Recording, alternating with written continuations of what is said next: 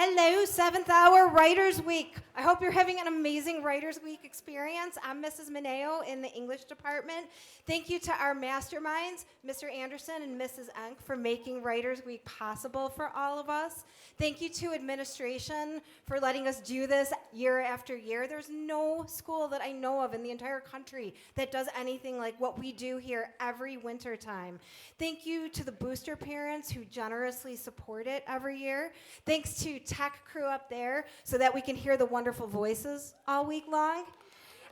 Thank you to you students who inspire us every day, but especially during this week, and for being a great audience throughout the week, and also for the gift, the generous gift of your attention. Please continue to honor our writers by keeping your devices put away. I am so excited to be able to introduce poet Nate Marshall today. If you were here 6th hour or 5th hour, you heard the authors talk about the South Side of Chicago. Nate Marshall is a poet from the South Side of Chicago. I first discovered his poetry when he starred in a documentary about competitive poetry slam teams in public high schools in the Chicago area. That documentary was called Louder Than a Bomb. And he went on to be on HBO, Brave New Voices, when they did a poetry series on HBO. He has educational credential for days, like Vanderbilt, University of Michigan, and not working, this microphone's a lie. But he also is a professor of creative writing as well. So I welcome Nate Marshall to the stage at Writers Week.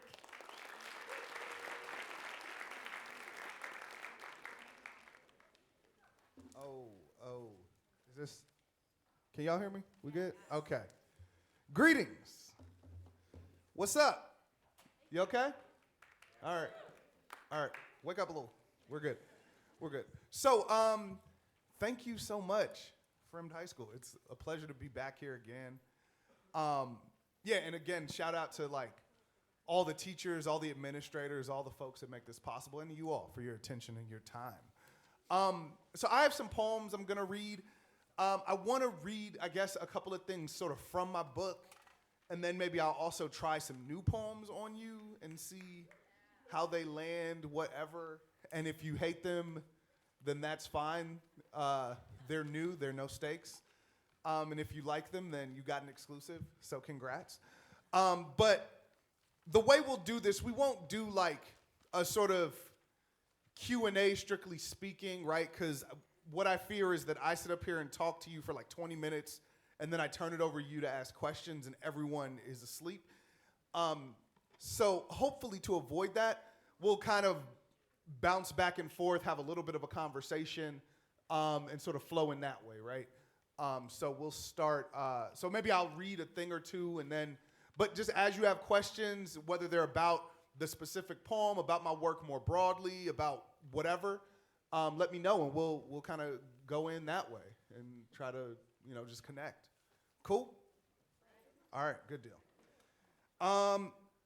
So I'll start with this. I'll read this first poem.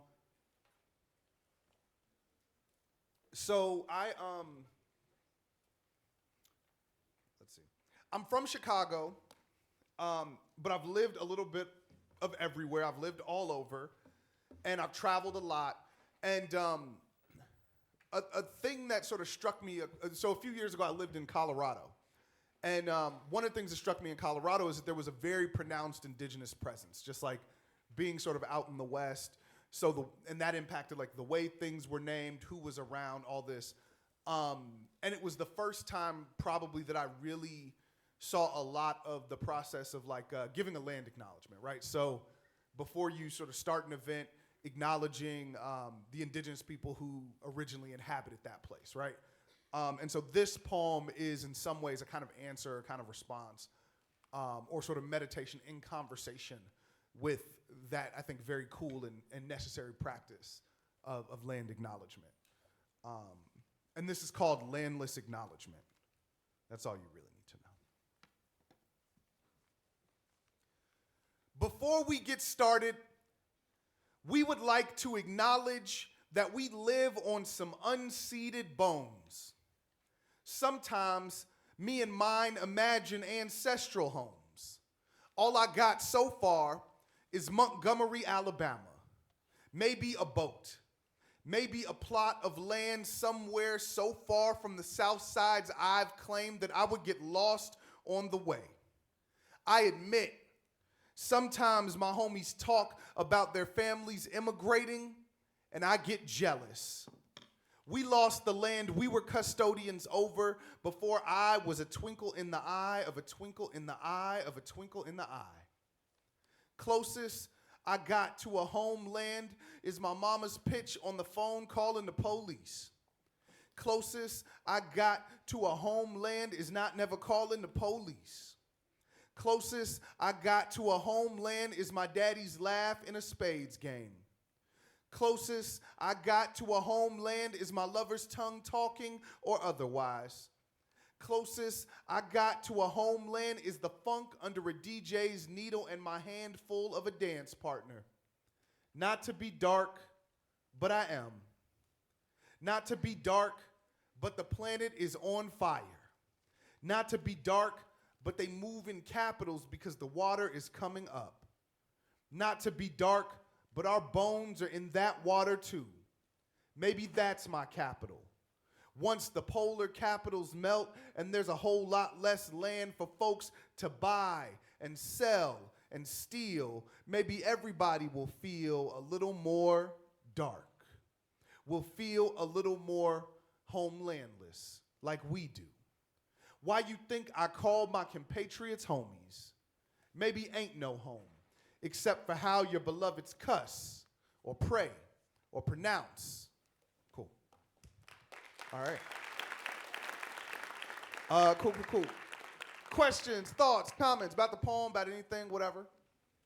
Yeah. Why did you put it sideways? So good question. So in the book, that poem is sideways, right? It doesn't sit sort of straight up and down on the page. I do that, every so often in a poem, I'll like mess with the orientation of the page.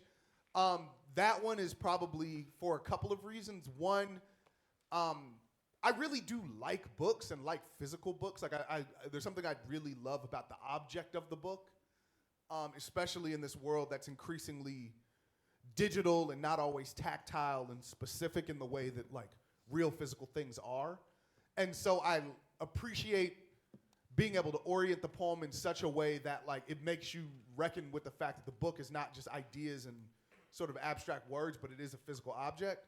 But also like when you orient a poem in that way, or when you orient something on a page that way, it's called landscape.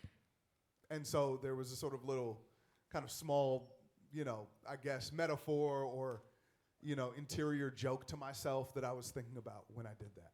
Good question. Other things people are thinking about. Better know? Yeah, right here. Why is there so much repetition? Why is there so much repetition? I love repetition, right? Like, I'm like, in so many ways, deeply a creature of repetition.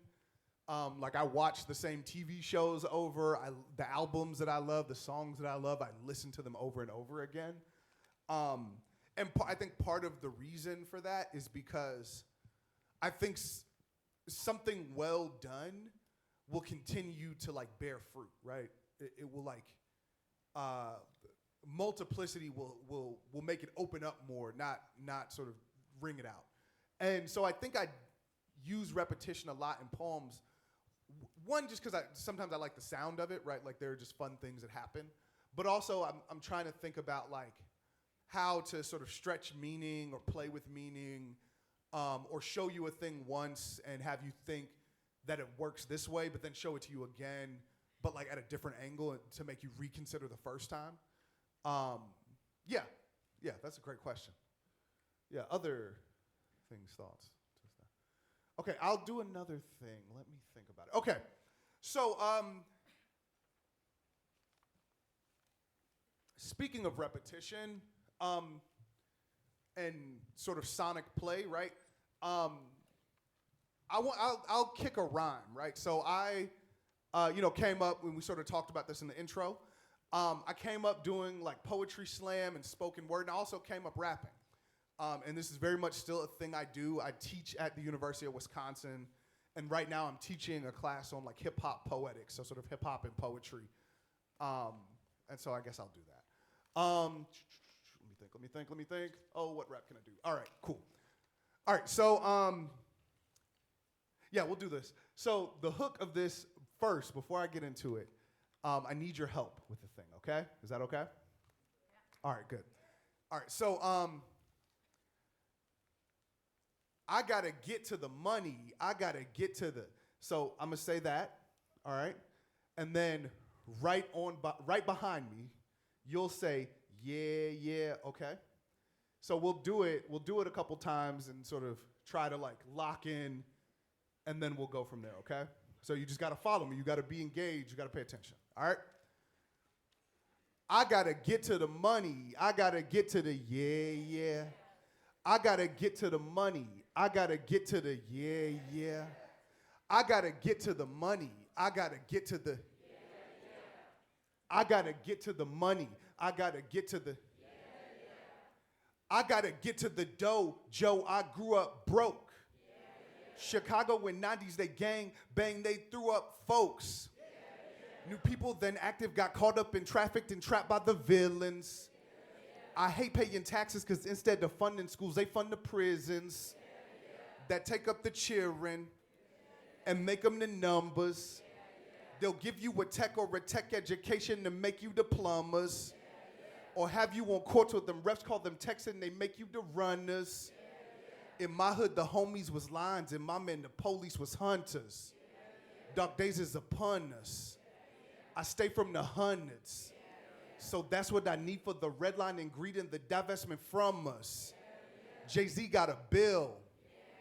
Elon got a bunch. I come from the trench, want to down on the rich and they looking like lunch. Back in the days, mines was free and reduced. Now I walk in gentrified restaurant, order some gin and some juice. My pen is the truth. That Florida might ban. But I'm just a Pullman reporter who orders his quarters in hand. Cause I gotta get to the money. Y'all gotta get to the. Very good. All right. All right, yeah, that was fun. That was fun. We did that. We did a thing. Questions, thoughts? What we talking? What's good? Where are we? Yeah, right here. Absolutely not. Did I just come up with that on the spot? No, I wrote that down and memorized it and worked real hard, edited and everything. Yeah, you two brothers right here. Say it again. I mean, I do rap. I just did it. Just then. Yeah, sure. There are songs on Spotify. Jesus, yeah. I don't know why. You know, you can just upload anything to Spotify. It's like not that impressive to like have things there. But yes, there. He's like, yo, I need more information. What? Okay, on Spotify, I guess on there, my my rap group with my homeboy is called Daily Lyrical Product. So there are some things there, and then I've like featured on things here and there. So, you know, they show up. It's a form that I love. It's a form that I work in. You know, like many literary forms that I work in. Other questions, thoughts, things. Yeah, right here. Say it again. How connected is music and poetry? I think music and poetry are very connected, right? And we know this, right? So much of even the vocabulary that we have to describe poetry comes from music. Sonnet, right? You all have probably heard of sonnets. Maybe you studied these in school or came up at some point in English class, right? It is perhaps the most famous poetic form, right, in the English language. Sonnet comes from Italian. It literally means little song, right? So much ballad, right? So much of the sort of vocabulary that we have with which to approach poetry comes from an understanding of music, right? In my mind, they really are quite similar, quite connected, right? They're deeply related. That's a good question. Other things, questions? Yeah, go ahead. Wow, how much for a feature? Wow, that's hilarious. I don't know, hit me up. I don't know. Yeah, hit me up. I'm on Instagram, whatever. Cool. What else? What else? I've literally never had someone ask me that. Yeah, go ahead, right here. Do I listen to music when I write? It depends. It depends. I would say typically no. And the only reason why is because I write music and I work in music as well as sort of more like traditional literary forms. If I'm listening to music, then I start writing to the music. And that can sort of be distracting or can lead me down a path I'm not necessarily trying to go for a piece. So I only listen to music when I write, when I'm writing to that music intentionally. Does that make sense? Cool. Thank you. Yeah, right here. Do I have favorite rappers? Yes. I would be like, no, I hate all rappers. They're all bad except me. No, I do have favorite rappers. Oh gosh, who do I like? There's a woman from the UK named Little Sims, who I really like. I really get into her. Doechii is someone who I like a lot. When I was driving up here today, or down here, I guess, I was listening to Chance the Rapper, his most recent album, and then I was listening to the Clips. I like both of them a lot. I like Freddie Gibbs. I like a lot of things. I listen to a lot of rap music. Cool. Other things. Oh, sorry. Yeah. Yeah. Go ahead. Say it again. Did I start rap or writing first? Okay. Same.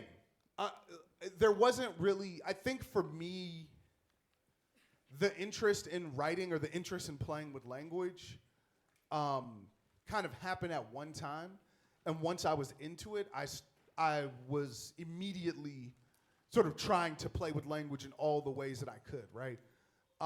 So for me, like sometimes you'll hear a writer talk about like, yeah, I first started writing because I wanted to rap, and so I would write, have my little book of rhymes.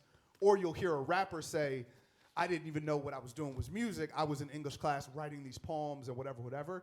And honestly, for me, there's not like, one didn't start before the other. It was really simultaneous. It was probably when I was around like 12, 13, I got really interested in language. I think I started to be inspired by both poets and rappers, right? And writers. I was always a big reader and a big listener. And so once I was down to messing with the language, I was messing with the language. Yeah, it's a good question. Yeah, sorry, go ahead. What was there?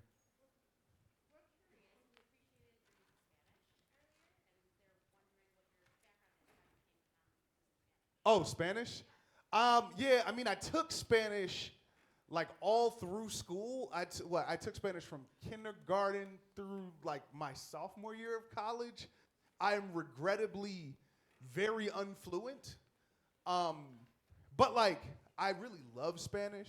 My daughter right now goes to like a bilingual daycare. My like great hope in life for her is that like she has that sort of multiple facility with language. Also, I should say like one of my dear friends, I have a lot of friends who are like Latinx or whatever, but one of my dear friends is a Mexican-American writer, brother named Jose Olivares. So yeah, so we're always like sort of talking about the language, messing with the language. I feel like once a decade, I end up having to present him some award, and I like say something in Spanish in it, and and embarrass myself in public because that's my man's and I love him. So good question. Yeah. Other things. Okay, I'll read some more. I'll read a little more. Oh, sorry. Was there something up here? Go ahead, and I'll read. Wow, when am I dropping the? You know what's funny? The funny thing about that. When am I dropping the next music video? I have been making music since I was a teenager, like so kind of like probably about 20 years. And I've released a fair amount of music. Like you can find that music, we were selling things like with physical CDs, and some of it has made its way to the internet, though not all, whatever. But I've never done a music video. I've been in music videos and I've like helped other people produce music videos, but I've never actually done a music video for my own stuff. I don't know why. I think I'm like not that. I don't know. I probably should, right? I guess I should. I don't know. We'll figure it out. Next time I drop some music, we'll do a video because I guess that's how people engage with things. Good. All right. Can I read more poems? Yeah. All right. Cool. All right. So I'll read this. So so this poem is called "Abad for the Whole Hood," and I guess on this question of sort of music and poetry and what is the relationship between them, an Abad is a poem or a song, and it's just a piece of art meant to like welcome a new day, right? Think about like, being up and the sun is sort of just peeking over the horizon, and an Abad would be like a thing you sing or a thing you say to welcome the dawn, right? To welcome the coming day. So this is Abad for the whole hood. Today, I offer myself all the small kindnesses. I'm out here with breath in my body, though it may be stank, and body in my control, though it may be too much or not enough. Today, I offer the whole crib a jam we ain't heard in a minute and permission to turn the news down and move a hip like a suggestion to a lover. On this day, I declare the pockmarked street I grew up on a miracle. I declare the bills, even the overdue ones, a blessing. Who knew that we would still be here to see these injustices? How can we measure the disrespect of lack against that precious surprise? Real talk, today I tell myself truths other than the ones that make me low. I give myself the gift of a joke with the homies. Real talk, today I stay woke to all the terror, but also to my favorite food, or my favorite place, or my best hope for our people. And I work to make all my best lives possible. Cool.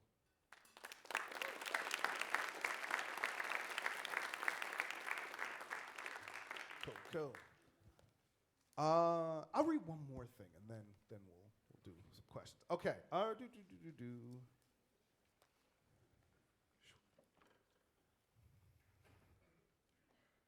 right, so yeah, I'll read this. It's a love poem. You're welcome, or I'm sorry. I guess the main thing that you need to know, I guess this is sort of a two-part piece of information. So my wife, right, her middle name is Canada, right? So hold that information in your head. And then the other thing that you should know is in the sort of period of enslavement, right?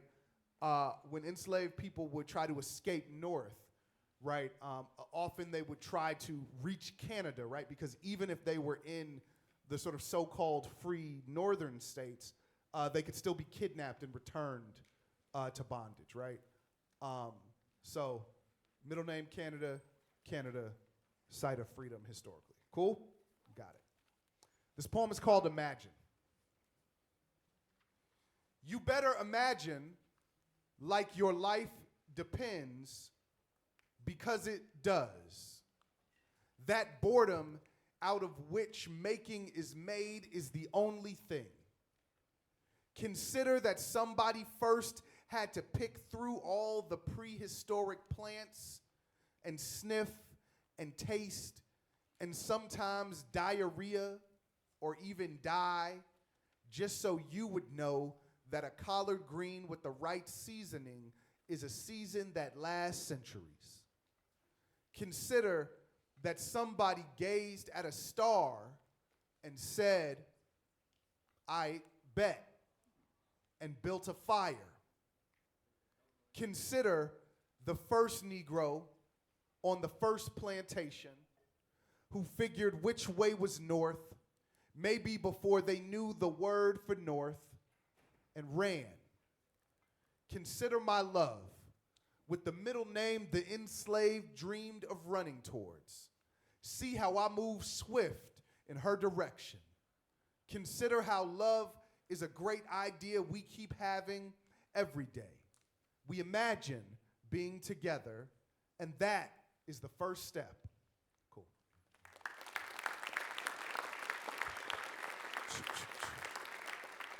Questions, thoughts? Where we at? Yeah, back.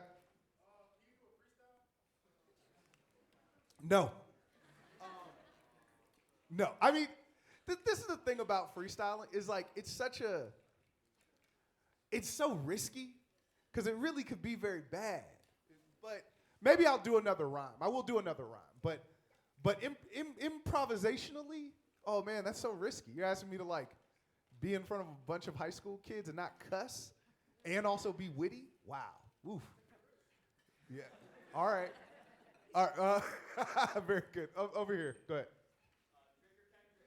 Kendrick. Easy. Yeah. Ask a harder question. Go ahead. How long does it take me to write? That's an interesting question. It depends. Some things take me very quickly. So I've sat and written poems that were almost like fully formed in 15, 20 minutes. There are also poems that I've like literally worked at years to write. Like a couple of weeks ago, I wrote a draft of a poem that I was sort of finally happy with. And it's a poem I've been working on since like 2020. So yeah, it really can depend. That's a good question. Yeah, up here. Yeah, kind of building on that. How, if you had like an idea or like a topic that you wanted really badly to write a poem about, but like you struggled to get the right words down or just get it to work out. How do you like stay with it and then maybe make it end up happening? Yeah, you do many attempts, right? I want to say maybe the poet Patrick Rosal once said this to me, but I don't. I think it's an idea he got from somewhere else. That maybe we only ever write 2 or 3 poems in our lives if we're lucky, and everything else is rewriting.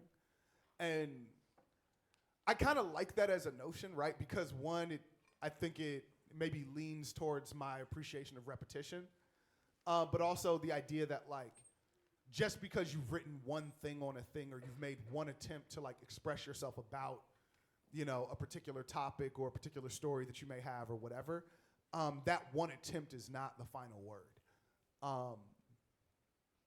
Yeah, and I think in a lot of ways, I think about a poem like entering a building, and most buildings have many ways you could enter, right? There are several doors, there are windows, perhaps there's a weak wall you can bust through, perhaps there's a roof that you can chisel your way into, right? So don't be afraid to like, you know, to vandalize the building that is, you know, the idea that you want to express, right? Though don't vandalize actual buildings. I can't endorse that. Very good. Yeah, is there someone over here? Oh yeah, go ahead.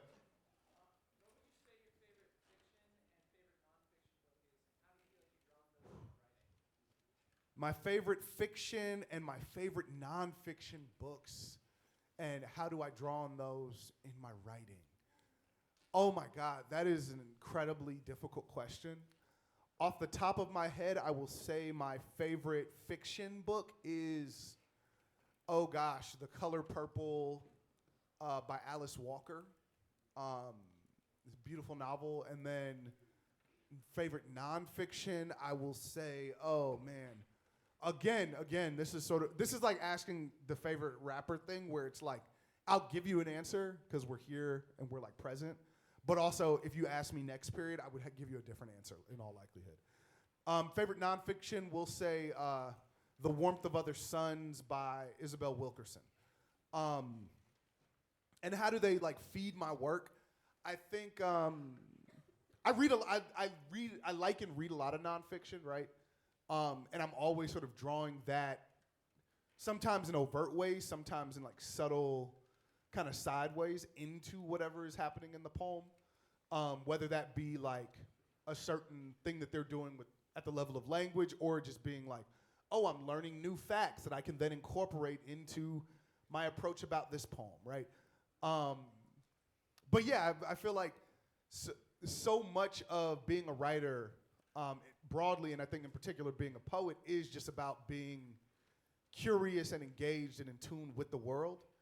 And so, like, my reading practice is a big part of that, right? Because I have to pay attention to, I'm just nosy, right? Like, ultimately, I'm nosy. Like, I read not because I like homework or I like schoolwork, but, like, I read because there's stuff in there that someone is telling somebody, and, and I'm just ear hustling. I just want to know what they're talking about. It's the same reason why, like, if I'm at the mall, I people watch, right?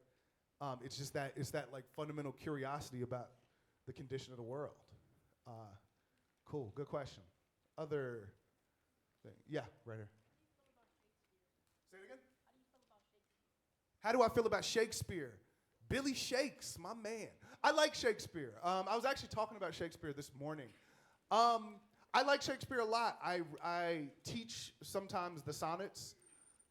That's mostly what I teach of Shakespeare, but yeah, I like the plays. One of the things that I appreciate about Shakespeare is that he has this incredible kind of facility with language where he will, Shakespeare actually introduces hundreds of words into the English language.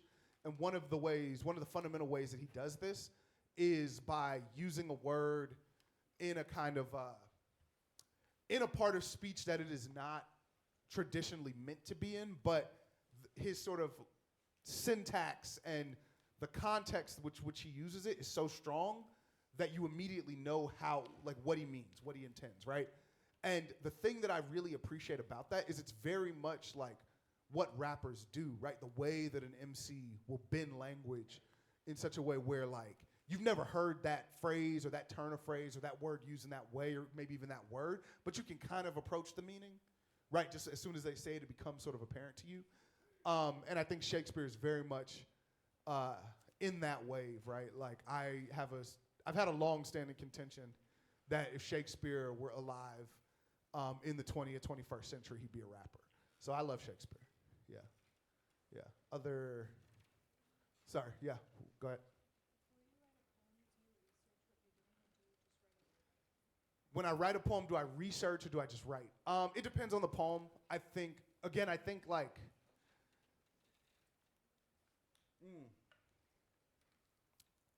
writing a poem is different than, say, I was here for the thing before, for the talk before, about the book Don't Go, right? And so writing a poem is maybe different than, say, the work that a sociologist does, in the sense that there isn't the same standard of citation, right? The same standard of having to be I'm going to make this assertion, and I get this assertion from this fact that I can cite in this paper or this census tract or whatever. So what I do is not, but yeah, I do research poems. I have a poem that I'm working on now, the hopefully last poem for this next book, and I'm reading 5 or 6 nonfiction books to try to write this one poem, which frankly is kind of annoying because it's dang, I'm really giving myself a lot of homework to produce a couple of pages of text, but that's the job, yeah, and I love it. Yeah, up here. Do I have a favorite quote from a poem I've written? Yes. Ooh. Oh man.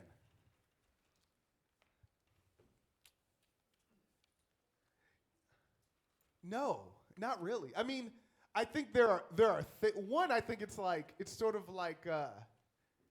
it's kind of, writing books and writing poems is kind of like having children in the sense that one can't play favorites, even if one secretly has partisans. But it changes so much. I feel like in some ways, whenever someone asks me, "Oh, what's my favorite poem that I've written?" or something like that, it's always whatever the most recent one is, right? The great philosopher, the rapper Andre 3000 once said, "You're only funky as your last cut." So yeah, whatever my last cut is, whatever the last quote that I wrote down that I really liked, that was my favorite. Go ahead. Have I ever based a poem off a movie? If so, which movie? Oh, wow, that is a good question. I'm sure I have. I think I have like a Do the Right Thing poem somewhere.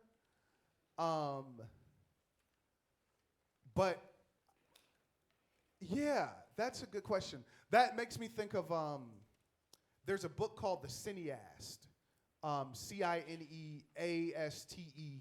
by A. Van Jordan, which is a book of poems that are all sort of inspired by films, right? They're all sort of in conversation with films.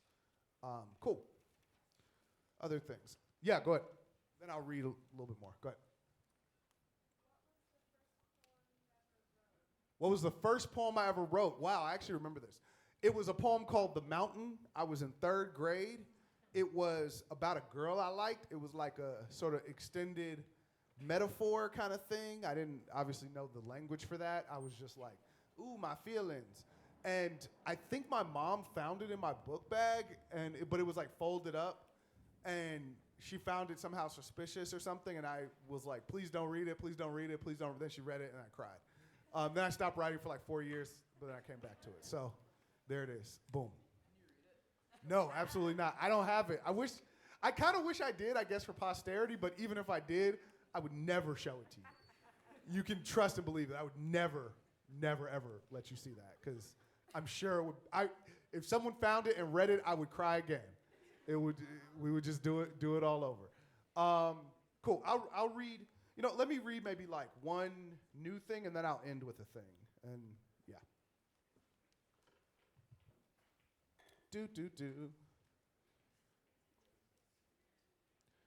Okay.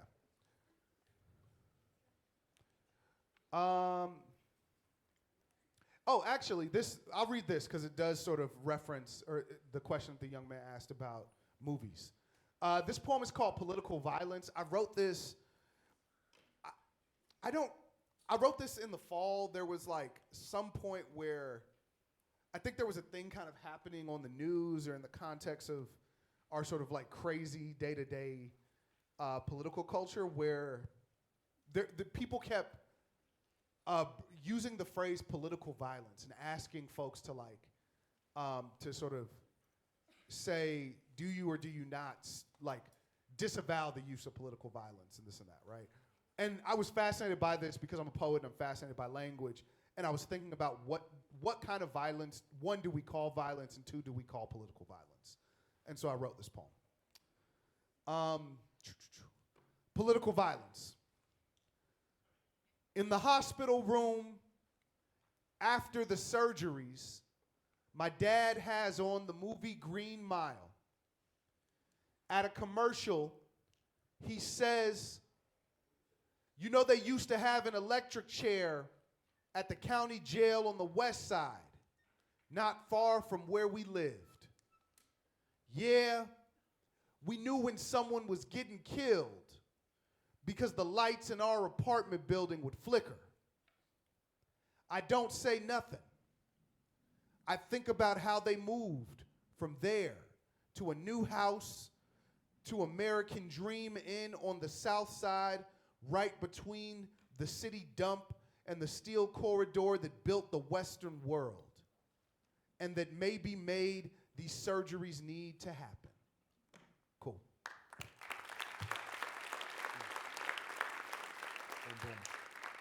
And then I know we're like close to time, so I'll read one more. And thank y'all again. Thank you so much for your time and your attention, and for hanging out.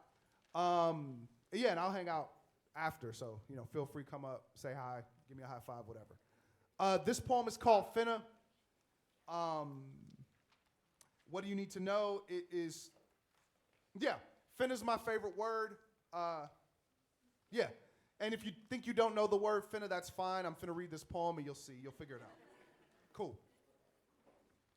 So this one time I was finna say finna in an academic context, and a voice in my head said, shouldn't you be worried about using a word that ain't a word? And I was like, word. And for a long time, that was how I let my life happen. I let my mind tell me a million no's that the world implanted in me before I even formed questions. I let my power be dulled by my fear of fitting. But I remember a million finnas I avoided to get here. Like the day them dudes jumped me off the bus and I was finna get stomped out like a loose square. Or the day they got to shooting at the park and I was finna catch one like an alley-oop. Or the day my grandma died and my grades dropped and I was finna not finish high school except I had a praying mama and good teachers and poems to write. I'm thankful for all these finnas that never were. And when I remind myself of who I've always been, I remember why my finna is so necessary. Finna comes from the southern phrase fixing to, like I come from my southern grandmothers. And finna is this word that reminds me about everything next. Even when I've been a broken boy, I know I'm fixing to get fixed. I'm finna be better. Every dream I have is a finna away from achievement. Each new love I uncover is a finna I unfold. Every challenge I choose to meet and not let defeat me is a finna I fight for. My hope is like my language, is like my people. It's black and it's brown and it's alive and it's learning and it's growing and it's alive and it's learning and it's alive and it's fighting and it's alive. And it's finna take on this wide world with the whole slang for possibility. Cool, thank y'all. Boom, boom. Cool, yeah, so I'll be up here, you know, if you got questions that you didn't want to ask in front of everybody or we ran out of time, you know, come see me. Thanks.